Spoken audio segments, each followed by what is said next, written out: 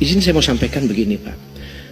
Bendungan ini Pak banyak dibangun di zaman Pak Jokowi Pak. Tapi hampir semua bendungan yang dibangun di era Pak Jokowi itu nggak habis dipakai sampai sekarang Pak. Nggak fungsi Pak. Nggak ada jaringan irigasinya. Saya izin bukan menyalahkan Pak Menteri atau Pak Dirjen baru Pak. Jangan Pak. Ini cerita lama Pak.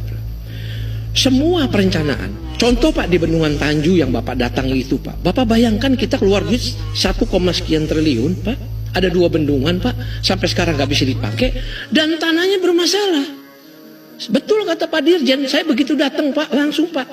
Ditumpukin sertifikat sama masyarakat. Saya datang sama PLT Direktur Irigasi. Pak Yos mana Pak Yos? Saya datang sama beliau Pak. Nah. Menurut saya Pak, menurut pandangan saya, rejim yang lama itu jahat. Loh dia bangun itu kan urusan proyek Pak itu Pak. Pendekatannya pendekatan proyek Pak. Dia nggak peduli itu barang nggak bisa dipakai.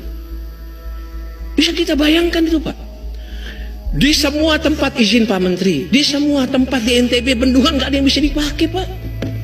Karena nggak ada jaringan irigasinya. Untuk Pak Maury Hanafi dari Partai Nasdem yang baru merasakan kursi empuk di Senayan, beta pemuda dari NTT, beta mau sampaikan bahwa Anda itu salah satu anggota DPR RI dengan pemikiran terdangkal yang pernah beta lihat. Kenapa beta bilang begitu?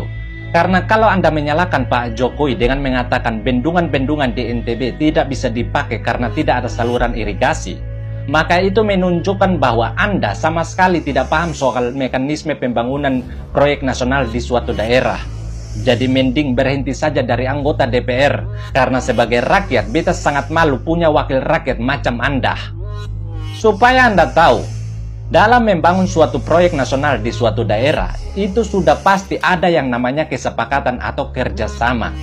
Jadi ada bagian-bagian yang dibangun oleh pemerintah pusat dan ada bagian-bagian yang dibangun oleh pemerintah daerah.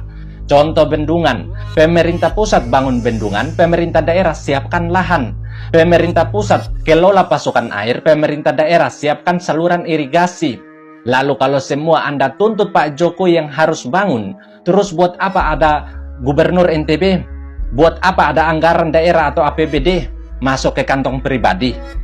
Sudah bagus Pak Jokowi bangun 5 bendungan di NTB. Bukannya bersyukur dan siapkan saluran irigasi, malah ngoceh sana ngoceh sini macam mama-mama gosip di perempatan.